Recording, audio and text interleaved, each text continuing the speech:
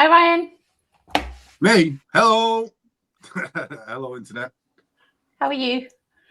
Yeah, good. What day is it? Tuesday? Yeah, good. I'm always good on a Tuesday. All right. It's Wednesday. So No, it's Wednesday. I'm terrible then. Don't talk to me. Actually, tell me, because I wanted to ask you about the planets. So Wednesday, today's the day of what planet? Mercury. Miércoles. What is it in French? Mercredi. So I nearly said Mercury. So I wanted to ask you about the planets. I want to ask you, are they important in the ancient world, in the medieval world? Have we maybe underestimated them? Do we talk about the zodiac a bit too much and maybe not enough about the planets? And why do we have a Wednesday named after Mercury? I mean, what's going on? Is this a fossil from an ancient worldview? Well, let me start on the Mercury. I mean, there's reasons why days of the week. We'll go into that in a minute. But Mercury kind of tells you what's going on, really, there. So 7 days in a week. In the middle, I know there's not a middle because it's an odd number, but there will be a middle, won't there? Yeah. So Mercury is the middle. It's around about now, Wednesday. Yeah, it's the middle of the week. So Mercury is the intermediate force. He's the communicator. So hence Mercury Wednesday. Why it's Wednesday and Woden's Day, Wotan's Day, I'm not sure. Odin.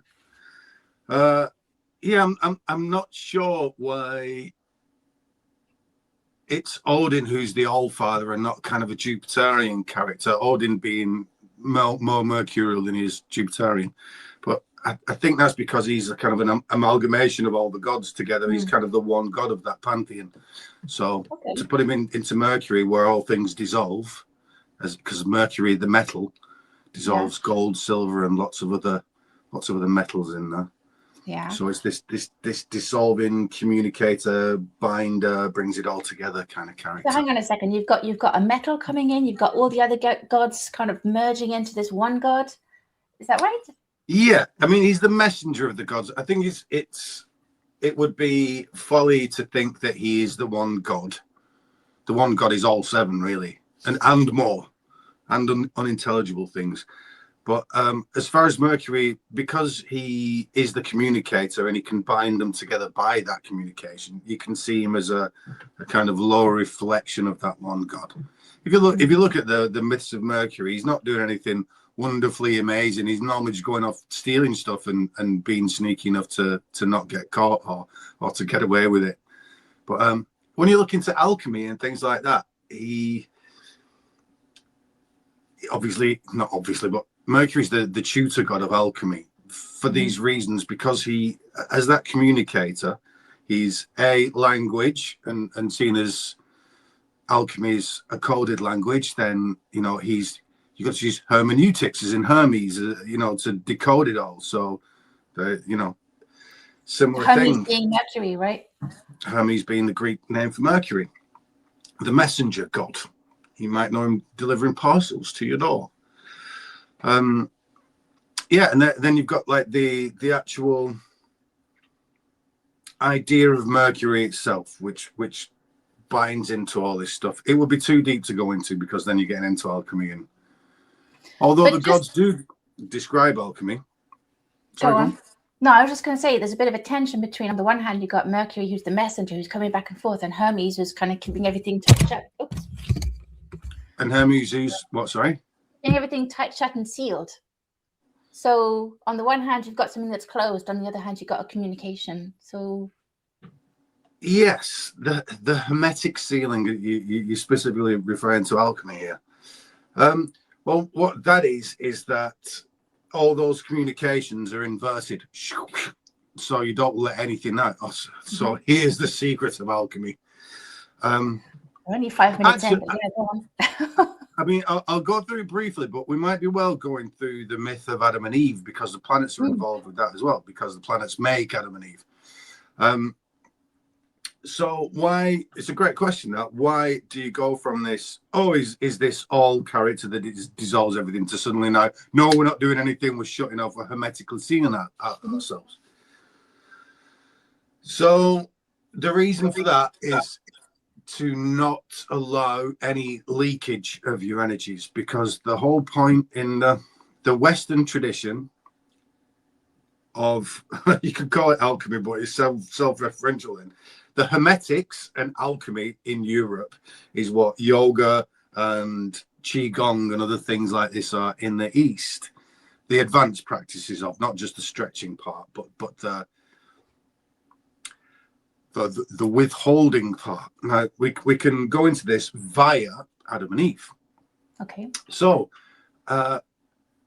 could you tell us quickly the story of Adam and Eve, and then I'll re-break that down and get down to the actual. In Genesis, God creates man, and then he takes a rib, as famously described by Germaine Greer, and creates a woman from the rib. And then, hey presto, you have two people, and they start off the human race. There's something about a tree and a snake and an apple. I think everyone knows that part as well. And then Eve eats the apple, and it's a little bit like Finn with his salmon, the salmon of knowledge, but it doesn't end up well. So can you explain that? Okay, so this is actually what once I'd understood what the snake was, then everything else fell into place. So in the actual Bible, it says first the Elohim created Adam, and male and female was he. So he's this androgynous form. Okay, so who are the Elohim? It's not God. El is Saturn. Ohim is like a plural of kind of masculine, feminine plural. Okay. So it's saying that the people of that make up El, Saturn, made man. Well, that's the planets. Straight away, we're on the planets. Okay. So, because he's the king of the planets. How do you know that? Sorry, just to interrupt, just briefly. El and Saturn. How do you make that connection? Because it's the same guy. When you look at the myths and everything, it's just obvious that El is Saturn, is the old king. Okay, yeah. Sorry to interrupt. That's okay. No, good question. So an Eim is like a plural in Hebrew. Or it's Irish. His name was Elohim. Sorry for the bad jokes. So yeah, he makes Adam, and Adam is not male or female, kind of this androgynous thing. And you got to realize that word Adam, it's related to Greek words like adamantine, like indestructible, and the atom, and like a percussive sound, Adam, and like atom in Egypt. Atom's like the one god over there. So you got all these kind of and Adonis and Adon and Adonai, like Lord, and all these other words are all kind of related and all swirl around this word of Adam. So you've had all the seven gods make him, and they're like, you can. Oh, Eve's not been made yet, so Eve gets made from the rib. I'm not too sure about the rib part. I'm sure there's like an etymology there where it means something slightly different to what it's saying. So the tree is the tree of life. So they're told, look, you can do what you want to. Basically, you live in paradise. Eat what you want to, but you can't eat from the tree of knowledge of good and evil. And they say that to each other, the Elohim. They say like, oh, like we've got to be careful because they'll become like us. He'll become like us, and then we're in trouble. So it's actually a selfish thing. A lot like Saturn tries to eat Jupiter, or Herod tries to kill Jesus. Right. It's the same old king losing power, devour the young. So then they meet Eve's made. They meet the serpent. The serpent says, here, have the apple. Now, what's going on here?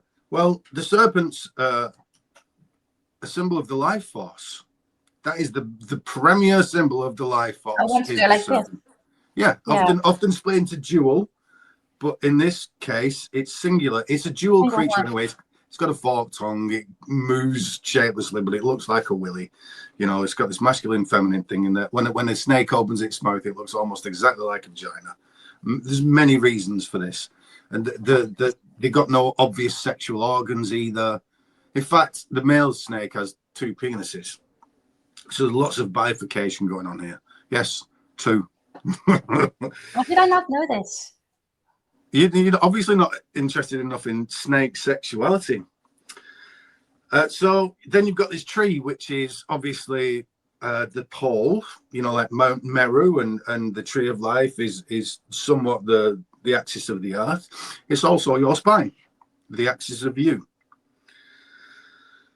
The serpent, if the serpent was going up, he would be like a Kundalini life force serpent, but he's not. He's coming down. He's coming down into materiality.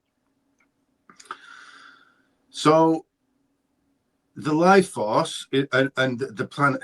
So the actual myth goes, the actual cosmological myth goes of all these ancient cultures is you've got this imperial realm where all time happens all at once, all energy is mono, and then it comes through the pole star and it divides up because of Saturn's powers and prismatically goes through all the planets, ends up as the male and female forces down here on the earth, and then life, you know, the 10,000 things are made from the multiplication of those 2 things coming together.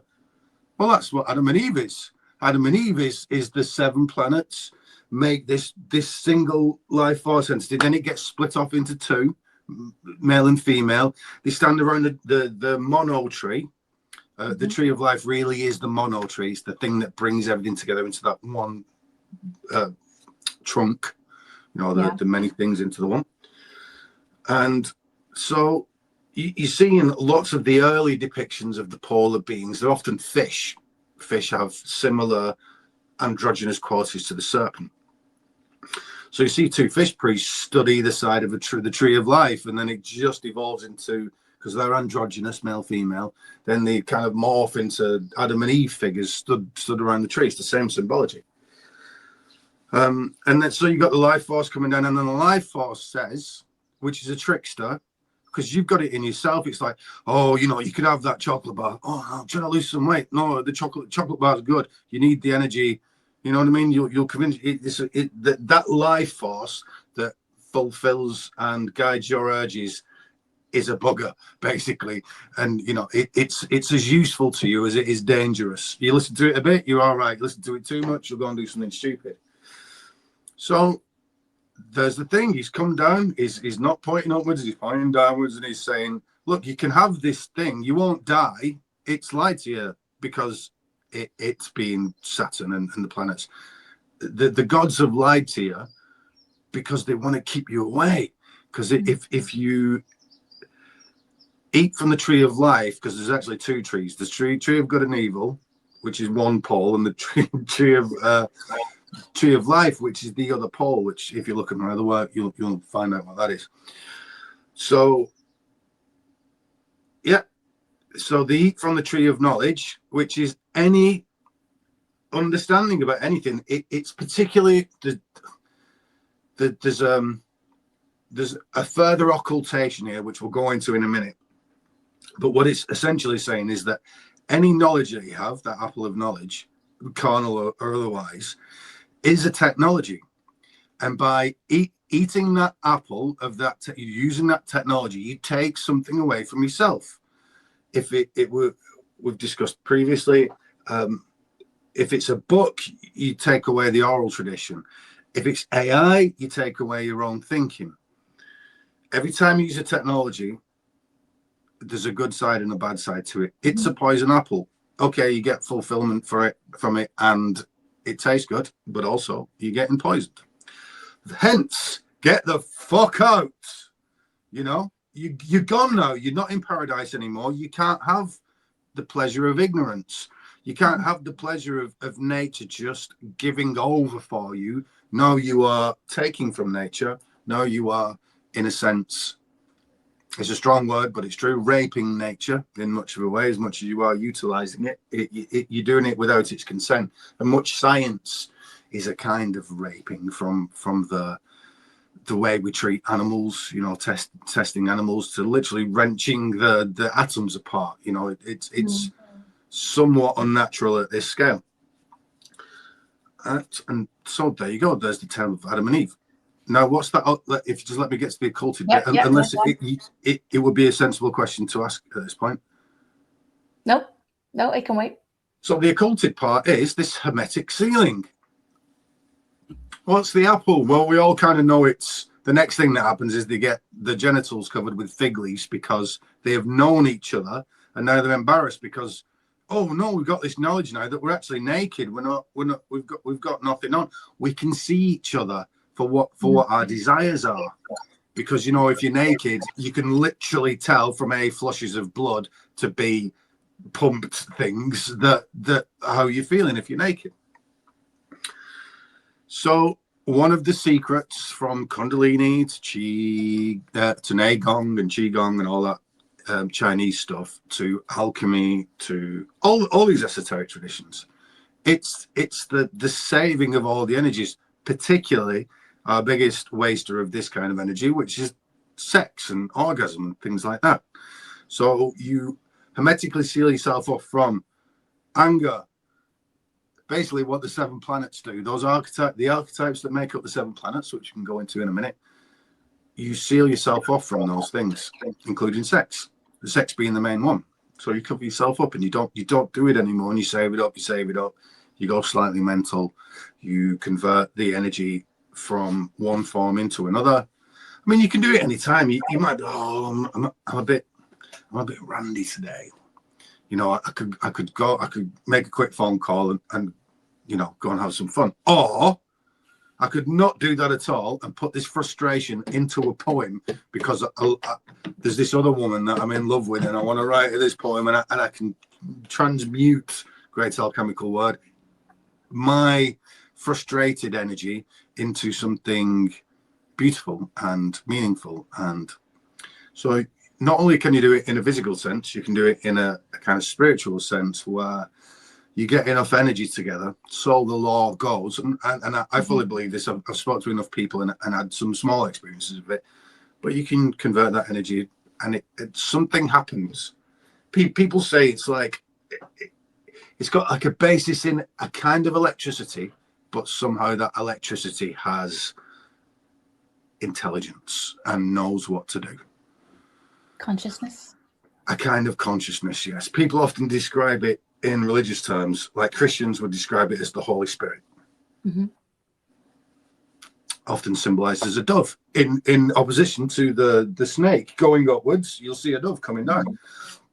So that's more like grace from God, as the Christians would see it, compared to your own efforts to raise that serpent up. That serpent essentially in the body, especially when it's paired with the tree, which is the spine, is your urges and the hormones pumped out by your endocrine system, which are the fruits on the tree. Okay. Well, I have a question about place. By the way, nobody else knows how to. I've never heard that from anybody else about Adam and Eve, and I think that's the most salient way of understanding that myth. It's an amazing way of looking at it because everything makes sense in terms of how, like, just in terms of our lives and in terms of how everything comes together, and energy, and not just the energy of the life force in humans, you know, but just all around us, and consciousness. This big mystery that's coming back into fashion now. No, what is it? It is coming mega back into us. I'd just like to say one last tiny thing about that Tree of Life stuff. Go ahead. I forgot what the chap's name was, but there was a very prominent mythicist who had looked back in time and reconstructed what he thought the first myth was.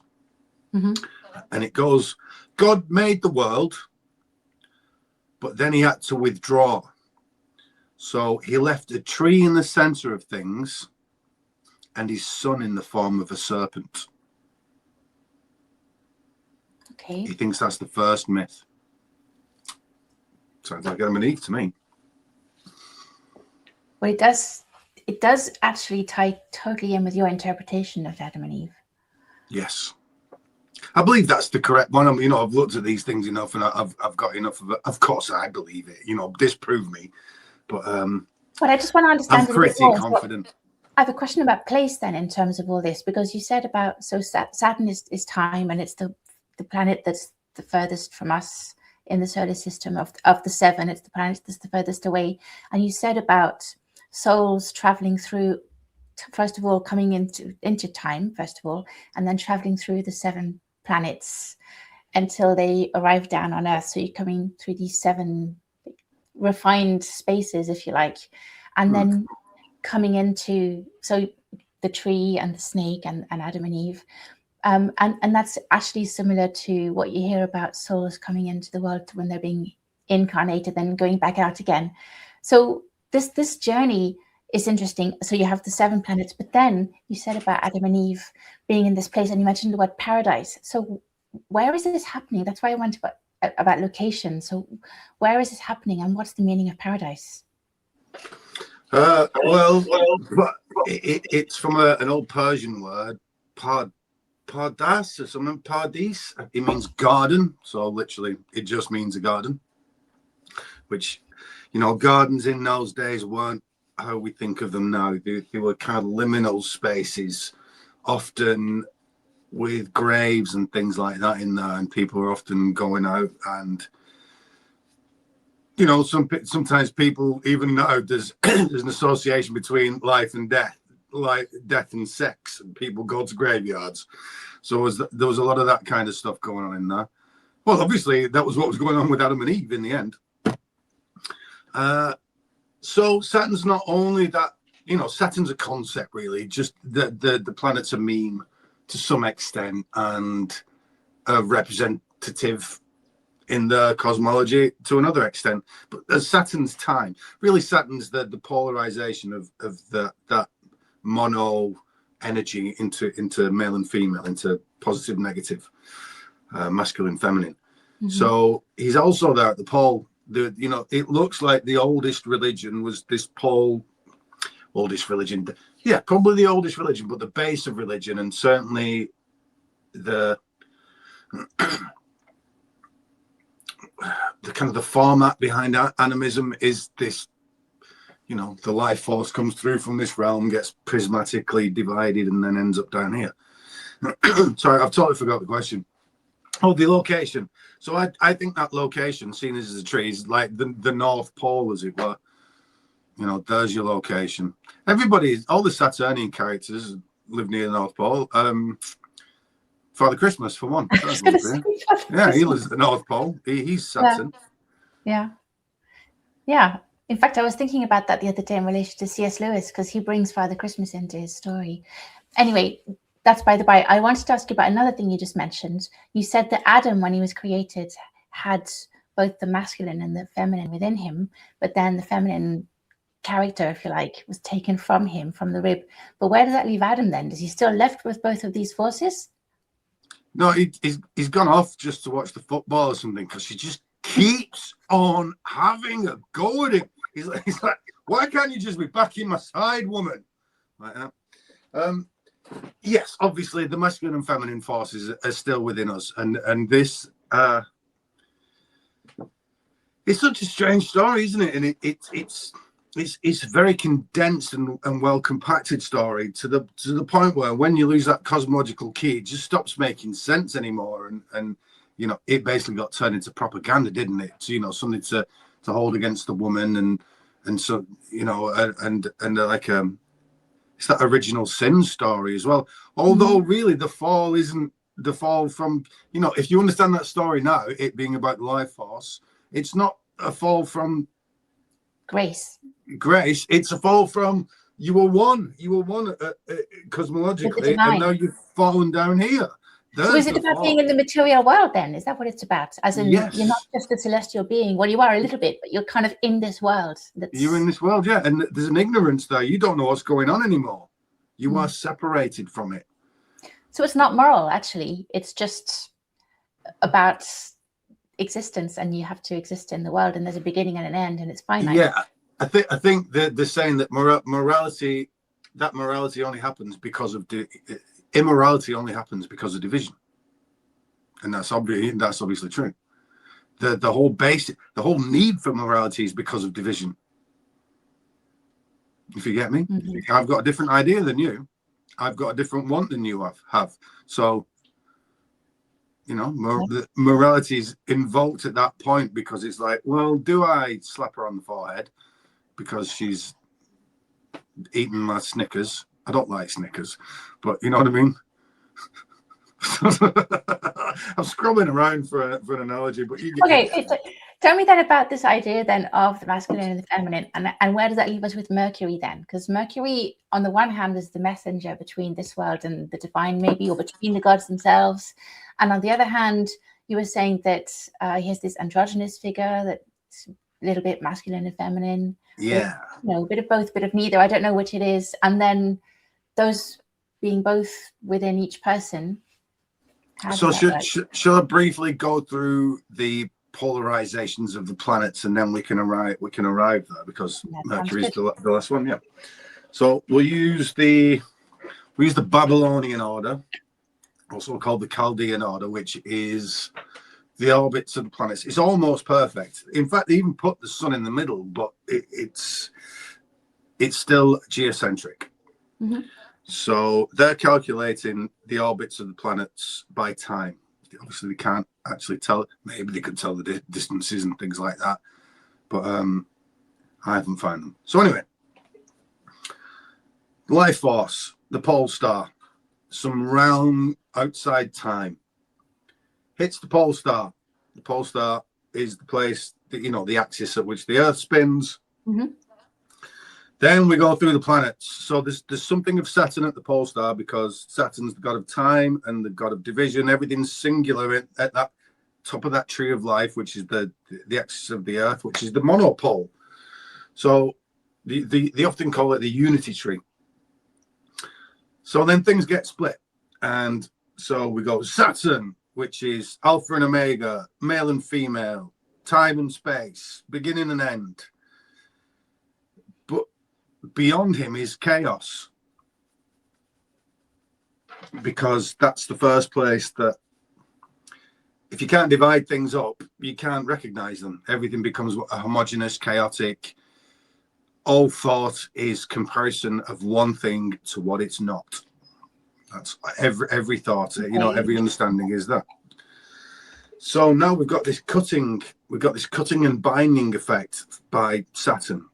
So, in Saturn's myth, he cuts off the genitals of his father Uranus, Calestis in the Roman, which is celestial. What he's saying is that there's infinite space, infinite time kind of thing.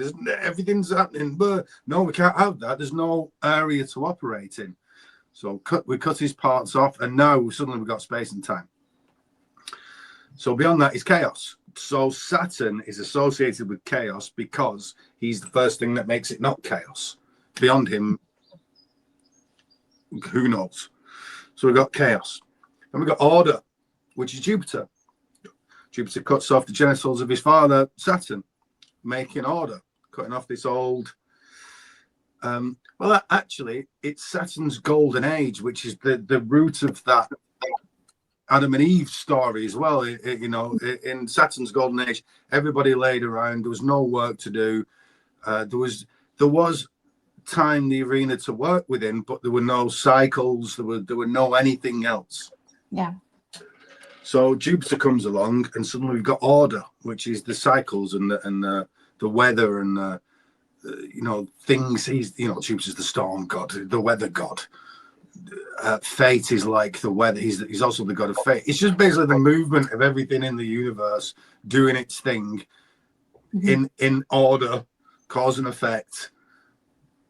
That's Jupiter. So we got chaos and order. We got the feminine and the masculine straight away. Now they're not acting on each other because one is within the border of the other. Right. They're just in the presence of each other. Then we go one level down, which is Mars and Venus. Mars is the masculine force. Venus is the feminine force. Venus is I like to say is when you have a deficit, it's particularly in the body, but in the psyche, whatever you want, but we'll talk about the body. Then you have that generates desires like, oh, I really want a biscuit. I'm very hungry. I need a biscuit. And so you have a desire. It's a desire object. So this is Venus. These are two Venusy things. Now, when she has to get off her bum and go and get the biscuit, or otherwise say, I shouldn't eat that biscuit, I should eat that apple, Mars gets activated. Mars is kind of this, she's a yes force, a need force. Please give me force. I want force. He's like this, well, let's go and get it force, or the no force, or he's this active principle, often destructive, because she's got to destroy the biscuit, or she's got to destroy the idea of the biscuit to eat the apple. So here's and you'll never find Mars and Venus apart. They're always together. Hugging. You know, there's or chasing each other, or you know, whatever else they'd like to do with each other. But you know, there's the desire, and then there's the desire object, feminine. But then you've got the object itself, which we just said feminine, but that's got energy in it. It's got lots of energy in that, and if she eats that biscuit, she's going to get the energy from it, which will then power her to get the next biscuit, if you get me, or actually eat the apple as well. So as she, you could say, as she stood at a door saying, please come in, I need. He's stood at the door next to her going, not fucking you, mate. You can fuck, you know what I mean? Get out now. And he's a bit more aggressive and masculine and things like this. But equally, that biscuit is a Venus, that it contains energy. But then the hidden thing, the energy in there, you can see it. And here's something I realized a few weeks ago. It's almost always true, as far as I can tell, that the feminine is obvious, the masculine less obvious. It's because the masculine's the energy. You can't really see energy. You can see the effects of energy. Take light. You can't see light. You can see light bouncing from things. But so if you look at the sun, and that's particles hitting each other, but the space between the sun and the earth is black because the photons aren't hitting anything to bounce off and give you a reading from. Make sense? Yep. Then all we've got left. Nice to see it. Sorry? I like that way of seeing it. That's nice. Yeah. And then we've got Mercury, which is, we've got the sun and the moon. Let's do the sun and the moon first.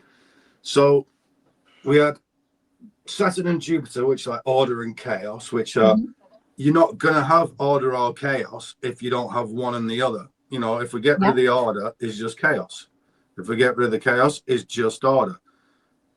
So these two things are next to each other, but not interacting. It's either or, isn't it? Yeah. Yeah. Mars and Venus. That's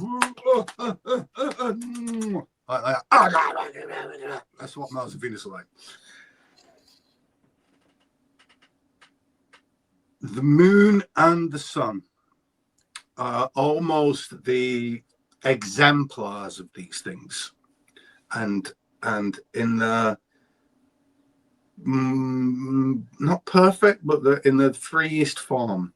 So it's explained as the masculine principle and the feminine principle. The masculine principle is the activity, whereas we just kind of went through these things with Mars and Venus, but they're kind of an earthly condensed version. This is a bit more ephemeral, a bit more ethereal. The sun's that active principle that gets things done, and it imbues its energy onto the world as we see it, and literally gives the life. It gives the life.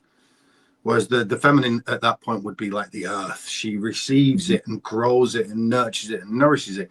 Well, they saw that as being the moon because the moon accepts that light from the sun and reflects it.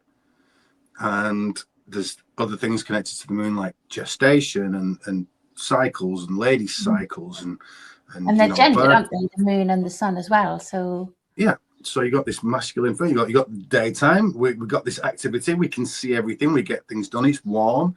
We got the night. It's cool.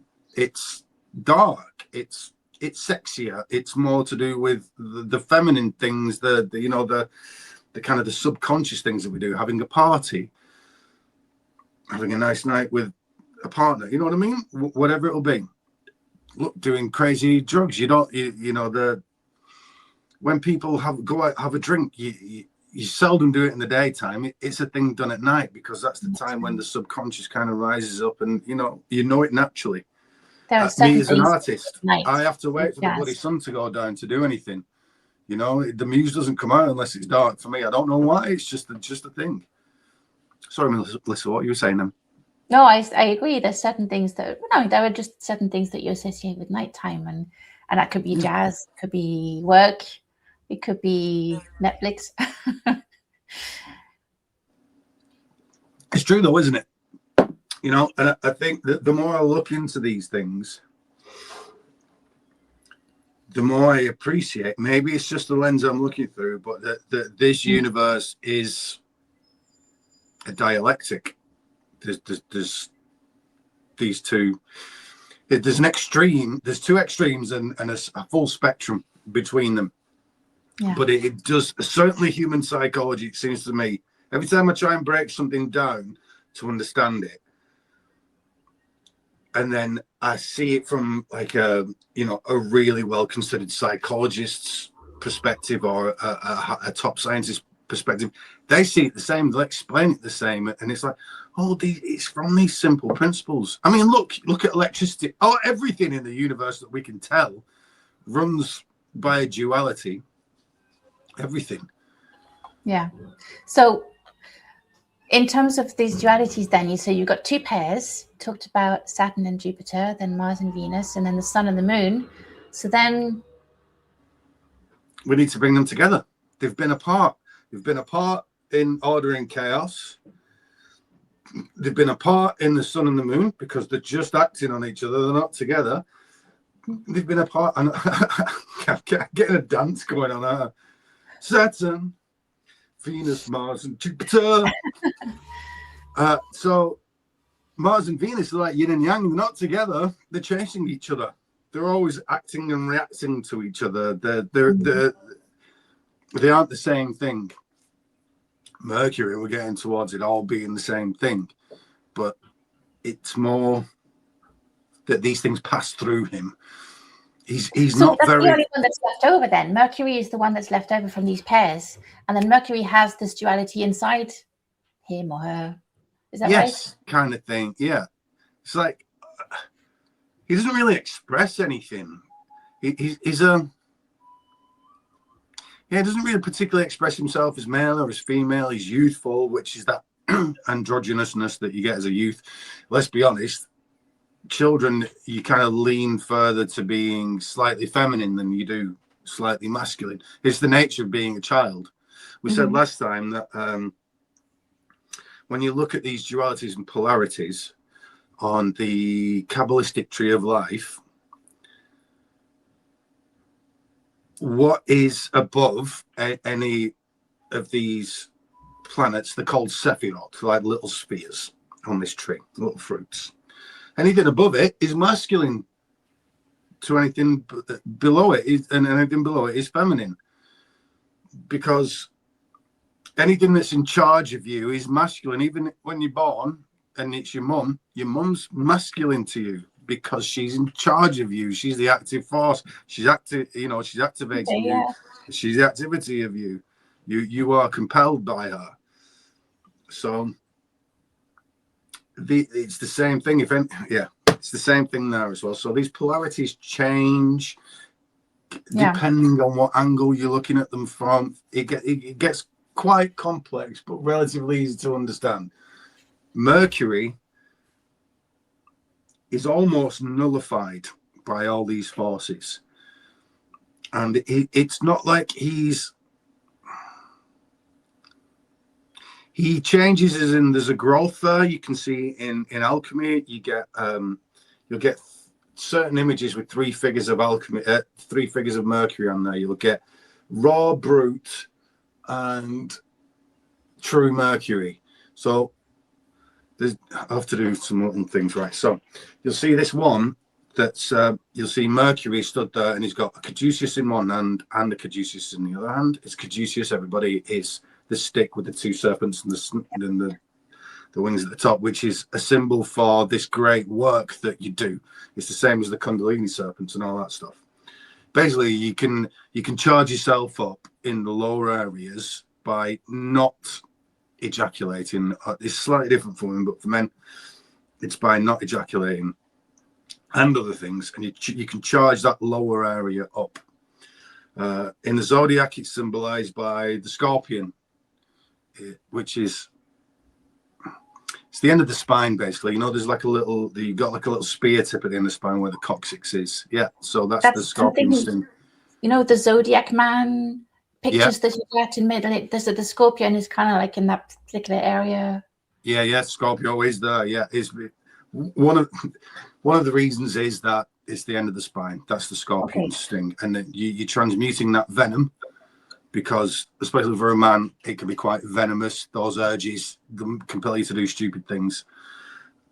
You convert that in a metaphorical way, and eventually in an actual physical way, and then you guide those energies up through the nervous system, particularly up the spine, and then you can do things when you can force it up to the top of your head, basically. They call them cities, certain powers. I'll tell you one of mine. Here's one of my powers, which I have received. Melissa knows a little more about this than I'm going to reveal to you guys, but I shall reveal the slices of powers. So all this stuff basically is charging up your bioelectrical field. And when you take it to certain points in your body, you can do certain things. I'm a martial artist, so I come across injured people quite often, because they're not that I'm hurting them, but there are people who get injuries doing this stuff. Just by chance. So as long as the field's all right, because obviously, like with anything else, there's better days and there's worse days. You might not have been training enough, or it just might be down. But there's like a field. You'll see people doing the silly woo stuff all the time. I don't think it's silly or woo anymore, because I actually bothered to try and practice it just to see if it was real. I can put my hand on, like a friend of mine the other day, he's like, my back's been hurting for like months and months now, but he won't let me touch him. He's one of them. No, I don't. I can just put my thumb in there and I can get rid of the knot for you. No, I want somebody, a serious specialist that's not my friend to do it. I'm like, dude, let me just have a look. And it's got to the point where I can put my hand over it and I can sense there's like a pressure, and then there's a dead. It dies where there's a problem. So I can literally just put it over there. And it gave him confidence, even though it was woo. It gave him confidence. I'm like, dude, it's there, isn't it? He goes, yeah. I'm like, just let me stick my thumb in there now. And he's like, I'm like, dude, just 10 seconds. And then, like, after 10 minutes later, when it had all reset, he was like, oh, it's actually better than that. I'm like, yes. So we know who to go to if we have any back pain. Not me. You won't like it. You won't like having the thumb stuck in you. It's horrible. You got to find that knot and dig it out. These energies, then, that they're either circulating or they're not circulating, and with practice. So this isn't, by the way, another dualism you're talking about. You have the theory that you've just been telling us about, then you have the practice. So that's interesting. So you kind of looking at these energies and how they're moving and how they're circulating. Yeah. And this is the big secret of all the old traditions. As far as I can see, that cosmology that we described has been around since animism, and it is the cosmology behind all the religions. It is all the religions. If you just know that cosmology, everything, it's the key to everything.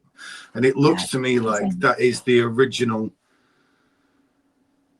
Look, the myths kind of hint at it coming from Atlantis or some antediluvian civilization. You know, the first myths are like anything. There's some fish guys rock up on the beaches and start teaching people. That's the, wherever you look, that's what it is. And you can see the fish guys in Oannes and the Apkallu priests of Sumeria and Babylon with the big fish dresses on. What's the significance of the fish then in that case? Same as the snake. It similar to the snake, right? Because well, it's not exactly the same. So fish. So part of the analogy is that the sun is my hand here. The sun, rises in the morning, midday. There's a planet thing going on here, by the way. So first thing in the morning is Venus. Middle of the day, Jupiter. End of the day, Dionysus. Midnight, Saturn. Right. Saturn's the black sun because the day sun, the night sun. Mm-hmm. The air sun, the fish sun, because that sun has gone into the water. Because if you walk to the end of the land, the fish, the sun looks like it bobs in the water. And they said about the Apkallu, they take no food in the day and stuff like that. So what are fish? And this goes for Jesus as well, the fisherman, and lots of these analogies. I like to say it's the garden gnome. You know the garden gnome? Saturn is toadstool, his mushroom toadstool, fishing, right? Yeah. What's he fishing for? He's fishing for ideas. In mysticism, the mind is symbolized by water. Thinking is air, the sword. Mercury, the intellect, because you got one thing, another thing, one thing, another thing. The mind is like this, a body of water that things have dissolved into. So I'm talking about the mind is in memory, is it not active, but the things that are stored in that. So like your emotions, your mind, your emotions are part of your mind. So now we're fishing and we're looking under the water, and there's all these things that you can barely see swimming about. Well, those are thoughts, not thoughts, but memories or ideas or things that are difficult to plumb the depths, catch something, then you got to fish it out and you got to bring it back to the daylight and the shore. So they're like, say, in this context, they're sacred ideas, but you can see them as just ideas. There's a character, Melissa, who is the Starbucks lady with the two fins there. You seen it? So those two fins actually are symbolic of the ecliptic and the planets spinning around, fate and stuff like that. It's this life force again. The life force has gone through the planets and come down here. So she is. I'll tell you the story of Melissa quickly. Do. So this is best told through the Merovingians. They're often telling this tale because they saw Melissa as the beginning of their dynasty. She was the matriarch. So they'd often tell this story. So a guy, I think she's from Persia or something like that. I can't remember. It's some hint as to where all these ideas come from. So he gets married to this mysterious lady, and she says, "Look, you can have me, but every Saturday I'm going to go for a bath, and if you look at me in my nakedity, it's over. I'm gone. No, it's Saturday, Saturn's day." Mm-hmm. So, hey, look, they have a couple of kids. This goes on for many years, but every Saturday she locks herself in that room and she goes for a bath. And after a while, the husband's like, "I just want to know what's going on." She won't tell him. So one day he looks through the keyhole and he spies his woman in the bath. And all of a sudden, she sees that eye peering through the hole, turns into a dragon, or the two fish-tailed, a dragon, and flies out the window, takes two of the three kids, and goes off to back home, wherever she came from. One of the kids, I forget his name, but he's basically one of those first Grail kings. This is all linked to the Grail lore. So what is it about her? Well, she's like a shapeshifter. It goes back also to the tale of Hercules and Nereus. Nereus was the old man of the sea. It's a similar character. She's obviously aquatic. Old man of the sea. Hercules is trying to go somewhere and he can't find his way. And somebody says to him, "Look, go and ask Nereus. You'll have to catch him because he's a shapeshifter." It's like these fish, they're the shapeshifty. They're difficult to grab a hold of. But if you can grab a hold of him for long enough, he'll tell you where to go. Same with the fish. If you can catch and land the fish, they'll tell you where to go because it's like intuition and stuff like this. How the hell did we get onto this subject, Melissa? We're coming to the days of the week in a second, but can you just finish the story of Melissa and Saturday? So the Saturday thing it's hidden. It's Saturn's day. It's the resting day. She is Saturnian in her nature. What's Saturn? The unconscious. It's that chaos. There's the order, the conscious mind, and the unconscious chaos, which is actually an order unfathomed, really, chaos. I doubt there's actually any chaotic system. It's just something not brought either to an understandable order or the order of the mind. In your mind, oh, I get it now, you know? Okay, yeah. So she is the fish. She is this, it's come from the unconscious depths and it's coming up far enough to those subconscious shallows that you're able to cast a line in there, or otherwise sit on the mushroom, cast it down, you know, and you can go deeper with the mushroom. You can cast deeper because things come up more easily. Also with meditation as well, when you start to get into that kind of hypnagogic state. So I know when I'm going in there when I'm meditating, because I can, first of all, my posture goes, you know, I've been sat up, my eyes closed, legs crossed, and my posture starts going as I'm going further in. And then it's like woozy, drunken thoughts, got no control of anything. Hopefully at some point that stops. But the amount of weird thoughts you have coming up, like a chocolate bar I ate when I was 6, and I fell over and scraped my knee. Just weird stuff starts coming up. But you have to let them come to the surface, I guess. Yes, and if you are conscious enough to go, oh God, no, I need that one, because that chocolate bar is I dropped it on the floor and it poisoned me, and I wasn't very well after that. That's why I don't like chocolate. Oh, I get it. I can go and try and enjoy chocolate now. I mean, I love chocolate. I'm just making this stuff up, but you know what I mean? Yeah, so that's what the fish are. I don't know what goes on to the fish. Can I just ask you, why would a dynasty of kings want to have a Saturnian character as their matriarch, as their, I don't know, the person who is at the start of their lineage? Why would that make sense? You'd imagine it would be something a bit more like Martian, or... Because Saturn's the old king, and they derive their power from, you know, you can chase that line back to Babylon. Now, if you can go deep enough that you can have downloads. I've had downloads. All my work, I'm nearly finished the book, which was basically unraveling a caught fish, by this analogy. I had a download. I basically was shown a heavenly city in front of me because I was that gnome sat on the mushrooms. And I was shown a heavenly city, and then when I've figured it all out, I've realized it's there, it's in the myths.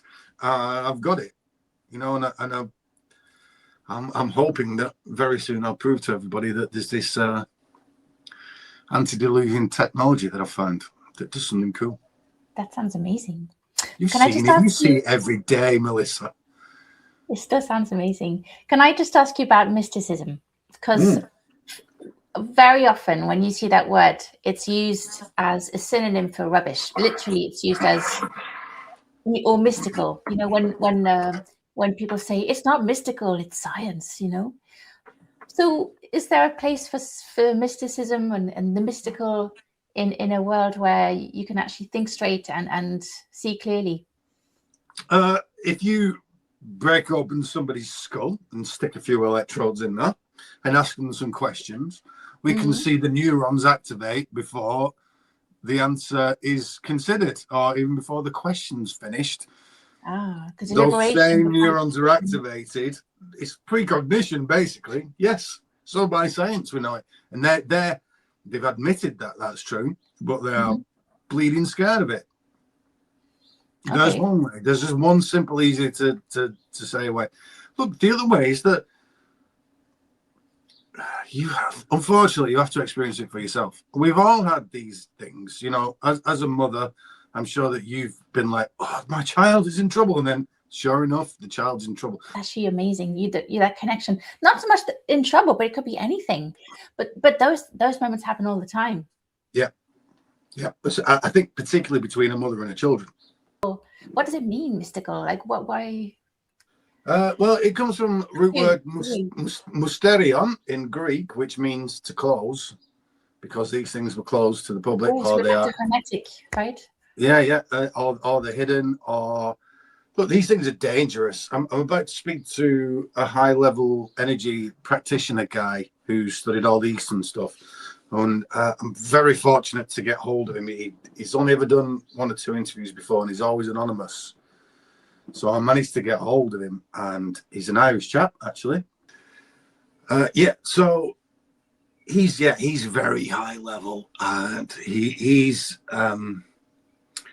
his knowledge is just like, where are you getting this from? He's clearly speaking to the guys that are passing him down the oral tradition from, I think he ended up with some Buddhists in the end, and then ended up in Tibet, but they kept a lot of the more shamanic original stuff in Tibet, where it kind of developed into something else in India.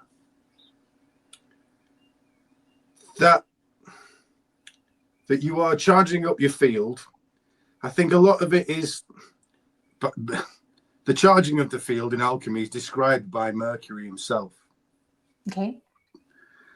And the spinal fluids and sexual fluids are referred to as Mercury, as is the capacity to take the charge is often described by Mercury. Mm-hmm. We were talking about 3 forms of Mercury before. Let me finish that. So you got this raw, brute, and kind of refined Mercury. You'll see raw Mercury he's like that. He'd be cowering with his sword behind him. Then you'll see another one where he's kind of angry with his sword in front of him at his genital level. And then you'll see another Mercury in the center doing the Orans pose, which is that pose there, which is actually shows up in a lot of these energy arts for a way to charge yourself. Okay.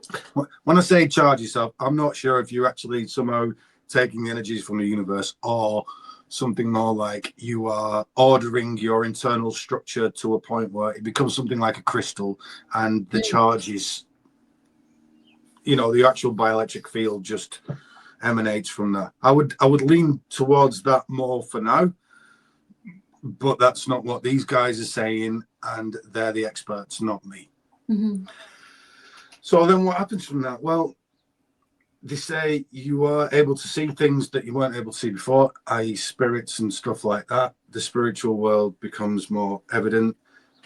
You're able to, at a lower level, you're able to do what's called electrokinesis, which is kind of fire electricity from the end of your fingers, which I've seen several people do. In real life, not just on YouTube? Just on YouTube, unfortunately. But 2 of these guys, you can tell with the amount that they know that they are really, really, really, really deep into it. This guy that I'm about to interview can do it, but he always says, don't do it for many reasons, which we might find out in the interview. I'm willing to believe it for now, because I can feel that I'm on my way to it. That the whole demand on people's back, it feels like a static charge around me, and I can definitely feel it, and other things that I'm not willing to discuss now. You've seen a few of the things. You've seen me doing that, and remember that one? So you can move things as well. But again, it just might be a kind of static electricity charge on the outside of your body. But we know that's real. We know you have a biological field. So this is what they're playing with. This is what they're charging up. And this is what you are hermetically sealing in. Okay. There you go. Okay. And to bring it back to Mercury then, in terms of the planets and in terms of the days of the week, actually, then. Actually, can you just explain then the order of the days of the week? So you talked about the Chaldean order, and then we've got one day per week. And in fact, you used to have 1 planet per hour of the day. Isn't that right? Yeah. I think it's the 24 hours of the day. So that's why, 2 because per 7 hour, times 3 is 21, and then you carry 3. Isn't that right? So you have to skip ahead 3 in terms of, so you're starting with the I see what planets you're saying, in the order of speed, and then you're rearranging them. You're assigning 1 planet to each hour of the day with 24 hours per day, and then you're left with, you have to carry 3. So then the order of the planets is changed per day. So that Chaldean order, which is often put in a heptagram, which is a 7-sided shape, and then you can kind of count 1, 2, 3, 4. So if you started like Monday, the moon, counted 4, you'll end up on Mars, Tuesday. 1, 2, 3, 4, Mercury, Wednesday. Even though the actual orders like Saturn, Jupiter, Mars, we've just gone through that order. So yeah, I mean, it's time, isn't it? Why would you name the days of the week after the gods? Well, because you're going through time, and we've already said these things are kind of a description of time, and that time is this arena in which the life force operates.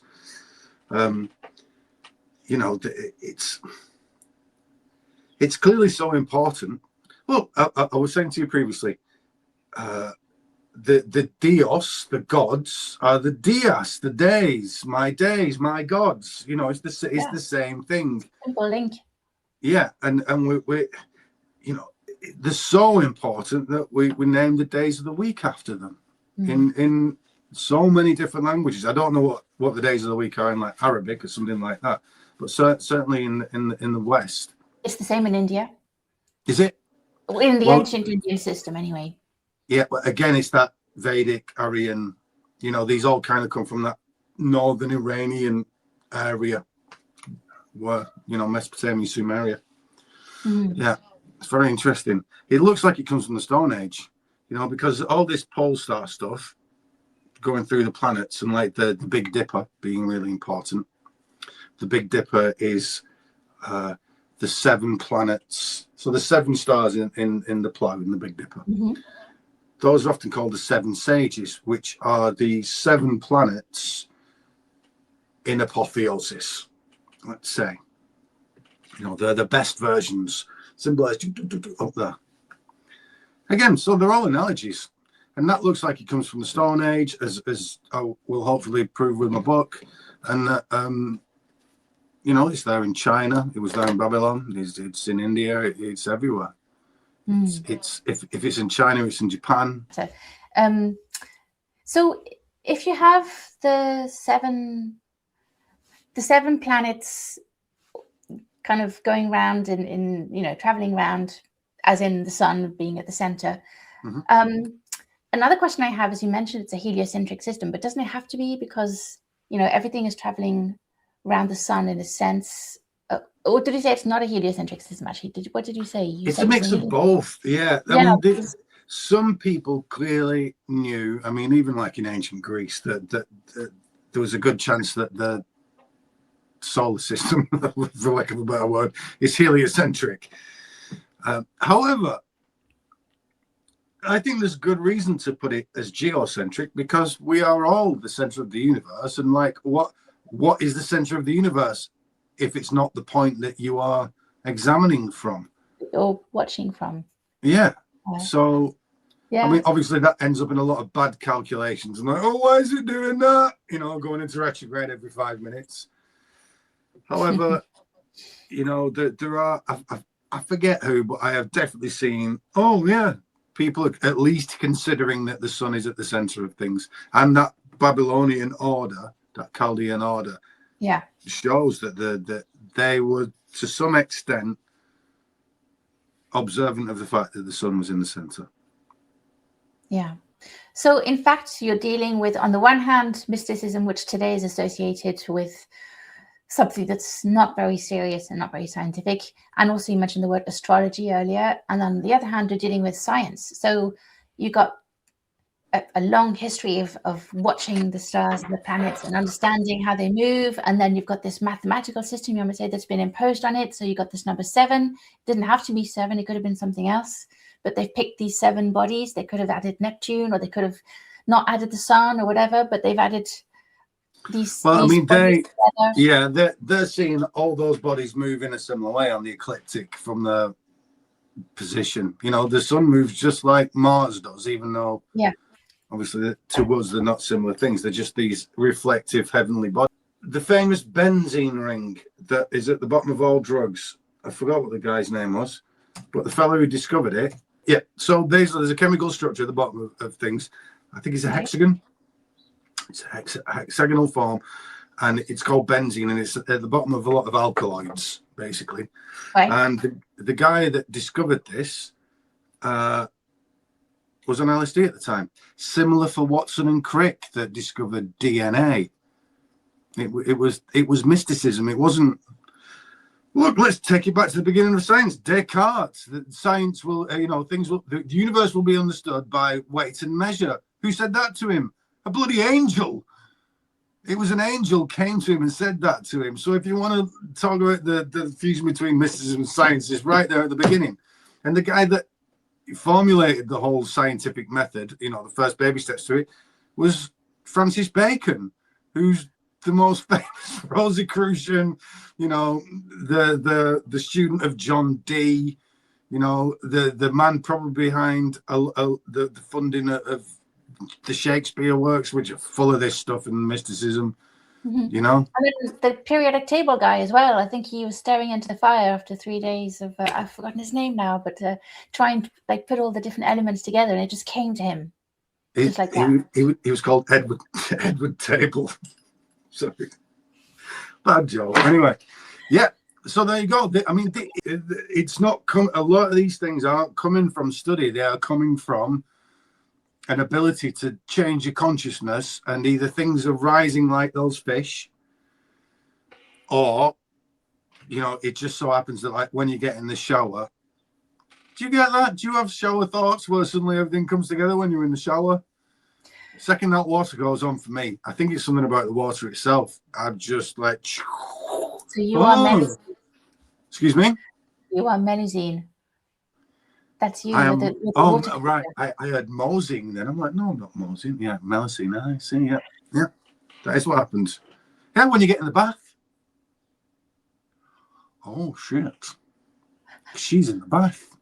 It's when you get in the bath, when you get in the shower. Yeah. It's the same thing, isn't it? Yeah. I'll have to consider that, That's a cracker. Well, okay, so imagine you're in the shower and you're trying to understand the number 7. What would you say? Because that's what I was trying to understand. This number 7, it's kind of an odd one. It doesn't seem like everyone says, 6 is important and 8 is important. But what's 7? It just seems like an odd one. 1, 2, 3, 4, 5, 6, 7, 8, 9, 0. The decimal system. 1 makes up every other number. 1 and 1 is 2. 1, 1, 1 is 3. Keep going. Number 2, we can go 2, 4, 6, 8. We've got other numbers from it. 3, 6, 9. We've got other numbers from it. 7, no other number can make that up apart from 1. It's a prime number. Yeah. It makes a set. It makes an octave. It makes 7 colors of the rainbow. It's the 7 planets. We've got an individuated set. And the reason why 7 is because of the actual properties of the number 7. Simple. And those properties are. What are they? I was just about to say, what are they? It doesn't get on with any of the other numbers. It can't be generated by anything apart from 1, which every number is generated by. So it's a bit of a cheat. It's a prime number. It naturally closes itself off. It's a set. So within that set, we have a being, an entity. It's a very Saturnian. Saturn makes the sets. Well, set's the name for Saturn in the Egyptian pantheon. Yeah. Or one of the names for Saturn. Osiris is quite Saturnian as well. But anyway. And do you think there's a lunar element? Because 7 times 4 is 28. And then there are kind of 28 days in a sidereal month. So how many years does Saturn 7 days take? in a week is basically a lunar period, right? Yeah. So how many why years is that? Do you think the moon is important there, or is it kind of just a happy coincidence? So if I ask you 2 questions, then we can quite easily get down to the bottom of this. Saturn, 7, the 7th planet, yeah?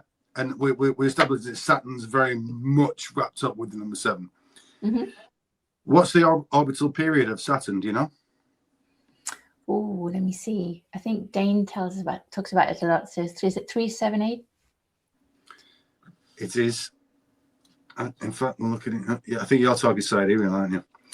It is 29.5 years, as far as I can remember. Saturn, 29.5 Earth years for Saturn. How many days in a month? It's the link between the moon and Saturn. Oh, I see what you're getting at. So the 29 and a half. So yes, 29 and a half days per synodic month, and then 29 and a half years for the Saturn. Yeah, absolutely. Right. So that's a great link. Yeah, so that is the fundamental link between these two things. David Icke, for me, takes it a bit too far and talks about Saturn being the control matrix, which fits in with this analogy. There's a control matrix. He's talking about technology, though. And then that is relayed to the moon and then broadcast here to keep us all asleep. I think that's a bad reading, but I keep my mind open these days because you never blooming know. That's true. That's true. The alien thing's about to come out. Are you aware of this? No, I'm not. Yeah. Give it. Do we have to wait? Or do we? No. Well, on the breeze, it was going to be next year. Something going on next year, but it sounded like a plot. However, Barack Obama admitted to there being aliens about a week ago. I saw that. Yeah, they're pushing it through. It looks like we're going to get some kind of disclosure. But I say to everybody out there, be very, very, very, very careful. Don't believe anything. Not for certain. Listen to it. Take it in. Believe nothing. Seriously, believe nothing. I can't think of anything more dangerous than that right now. Than the whole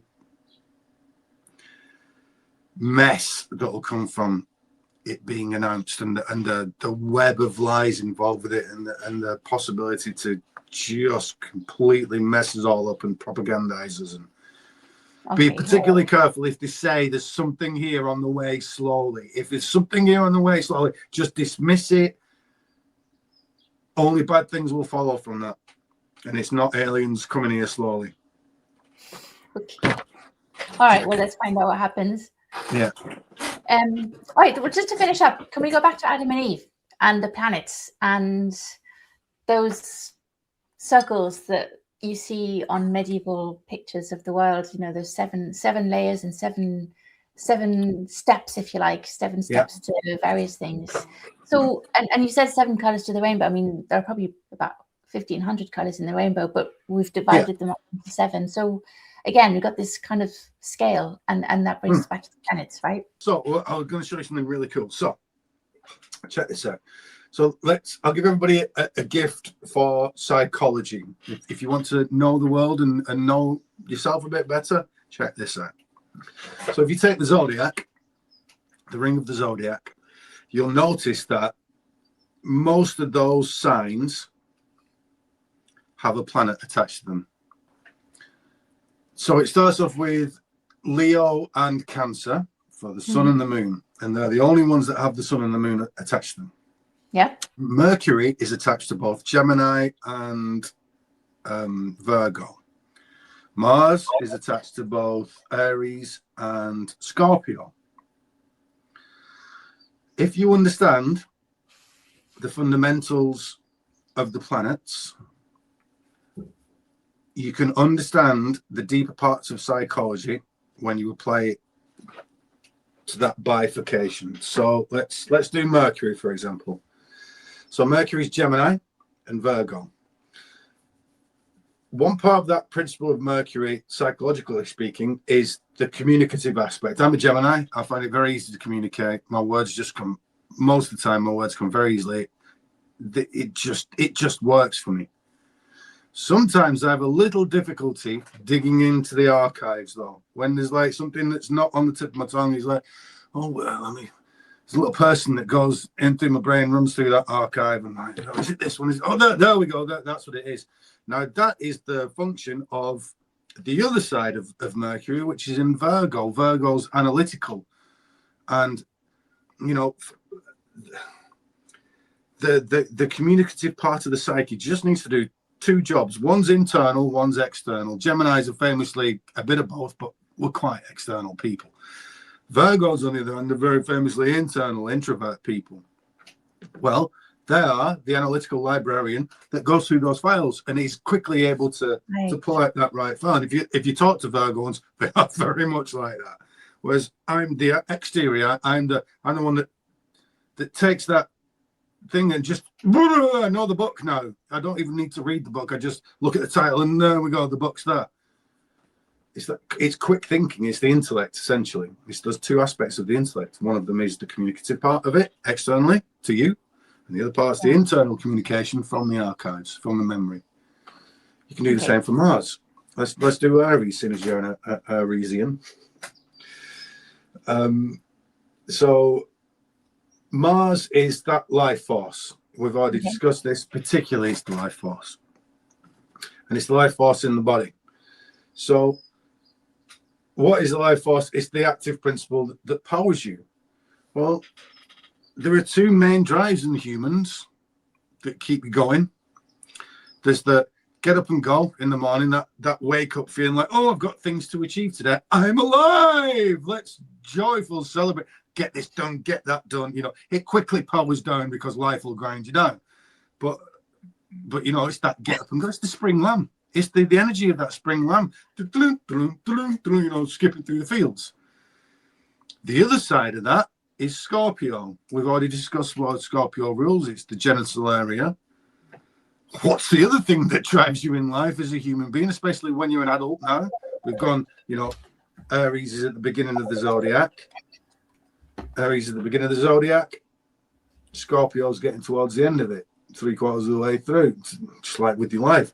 Well, what's the other thing that drives you? Well, it's your sexuality and your sex drive, and you know, you wanting to procreate and you wanting to, you know what I mean? Even wanting to look at things as a man. You know, we have a very, very visual sex drive. It's like, oh, she's got boobies. I might be able to. Oh, the pig. You know what I mean? So there's a drive that it'll get you in trouble, like we said with the scorpion. It'll sting you.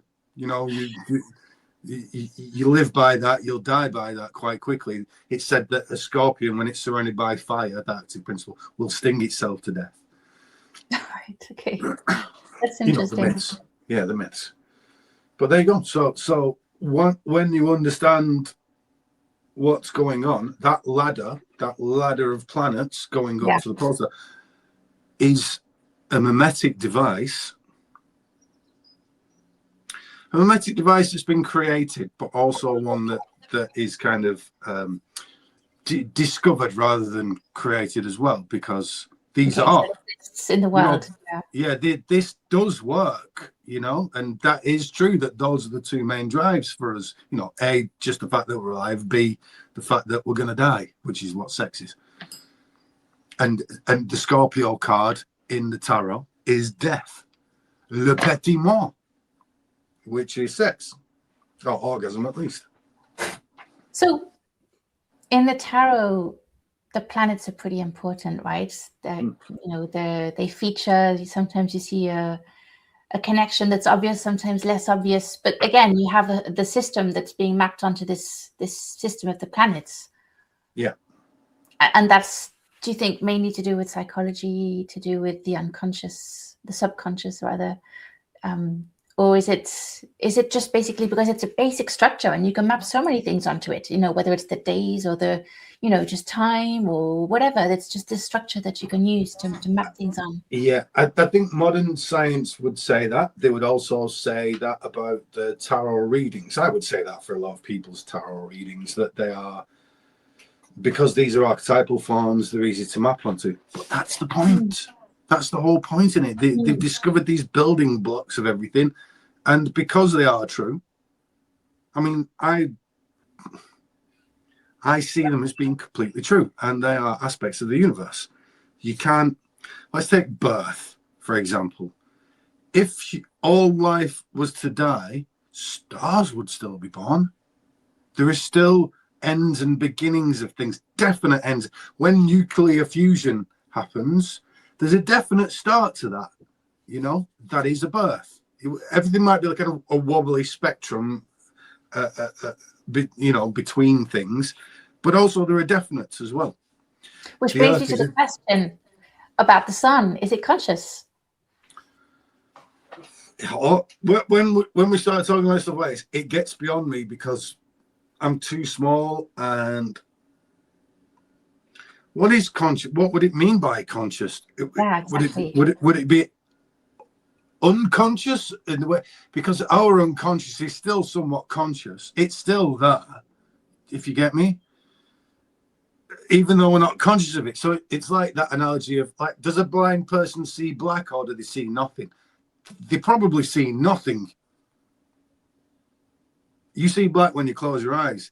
Is it? That's like the unconscious. It's not like the blind person. That's non-existent. It's so difficult to describe, isn't it? I would tend to think, if this, I don't know. I just don't know, Melissa. It's certainly a question. Is animism true? Are all things somewhat conscious, and that you just have to be developed enough to be able to tap into these things? Or in the human case, it turns out that for a lot of the psi abilities, as in telepathy and stuff like that, it turns out that the stupider you are, the thicker you are, the more atrophied you are in the intelligence world, the better you'll tend to be at doing these kind of mediumship things, like the telepathy and stuff like that. Well, because you're not using your intellect. Maybe. That other part of you atrophies. And then, if you believe in all this stuff, which I do, I'm not completely sold. You know what I mean? I still leave it up in the air. Like, I'm not sure. I think that A, that's a safe place to be, but B, I'm not sure. Stuff happens to me, and stuff happens to everyone, but. Well, what would make you doubt? For example, you talked about things that are not to explain that you accept, but what would you not accept? So you have to understand something about me to start with. For example, everybody, I've been writing a book, and I've been doing all the illustrations for it, and I've got to the point where one of the things that I discovered was this pattern, which comes from at least the Stone Age. And because it's so ubiquitous in these kind of religious, mystical arts, it's amazing to me still. And the fact that I can track it back that long, it's amazing to me still. But I still kind of don't believe it. I'm still, every time I put something up or do another one, it's like, is this real? Is it, I'm still trying to convince myself. And I think I just doubt. It's a healthy skepticism, but it's that Gemini thing. One of me always believes, and one of me is always doubting it. And I'm able to hold those two things.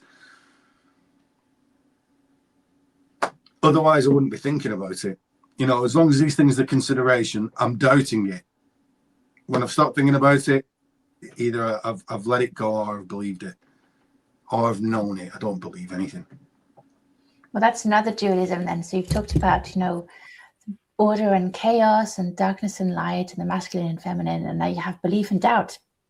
But they kind of they're very close, really, aren't they? Because they're not knowledge, either of them. Yeah. I'd say doubt's closer to knowledge than belief. You either, if we're going to get into, playing about with words and playing about with semantics, there's knowledge, and, doubt's closer to knowledge than belief is. Belief's like, I don't need the knowledge. Let's, but belief suggests that you don't know. Well, it depends on your perspective, because you can believe in order to understand, or you can understand in order to believe, paraphrasing various theologians there. But I would not need to believe if I knew. Are you sure, though? Why?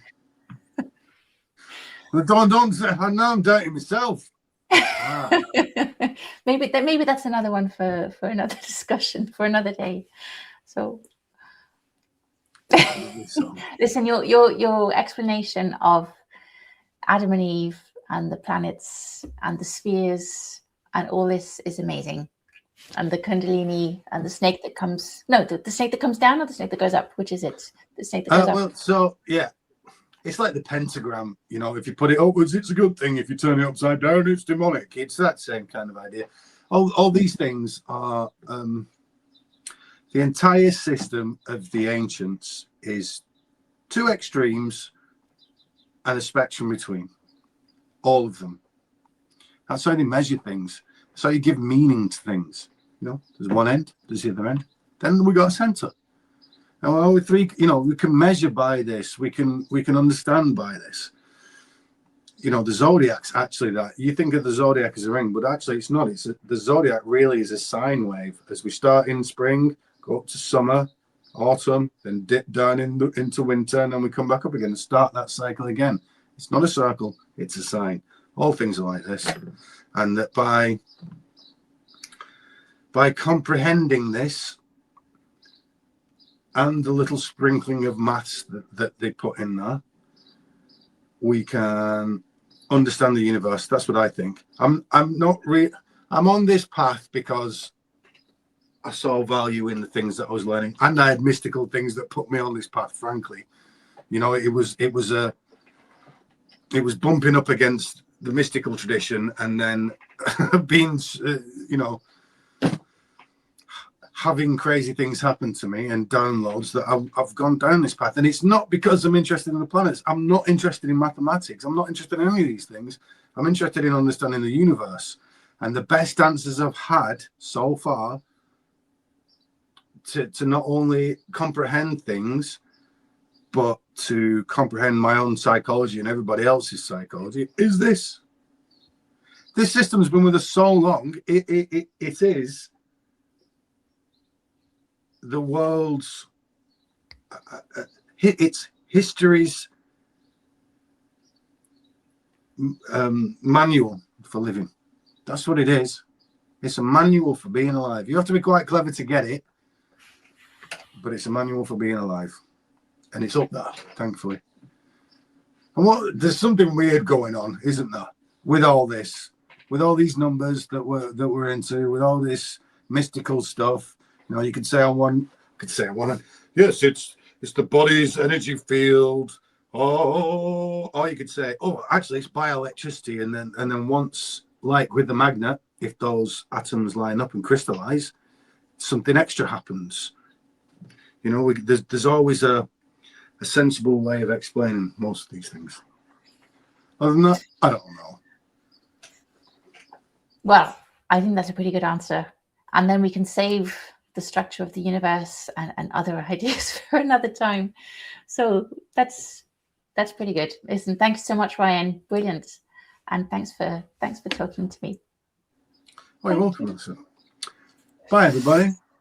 Oh, by the way, I have a channel. Come and look at me on the channel. Melissa's also got a channel. You're on it. I'm on here. Yes. Find out my other videos on here. Ignore everybody else. Come find me. Okay, so yes, so your channel, Ryan, is useless. Don't bother. Just search Ryan7 and put occult or something like that, and you'll find it. Okay, no, I'll put it down, release. And your book is coming out very soon. It'll be finished very soon. I don't know. I thought it'd be finished a year ago, but I work on it every day. I work at least 4 or 5 hours on it every single day. If you want to come to the Discord, which is also in a link below. Oh, I thought you said the disco. I thought there was a disco. Yeah, you can come to the disco, but it's on a Discord server. I'll put that underneath as well, the group chat. Yeah, and you can see all the illustrations and various things I've been working on, including that antediluvian technology, which is the purpose of my book. Amazing. I'm not going to tell you what it is. It's not as cool as you think it is, but it is cool. Oh, it sounds great. It sounds great. Thank you so much, Ryan. Welcome.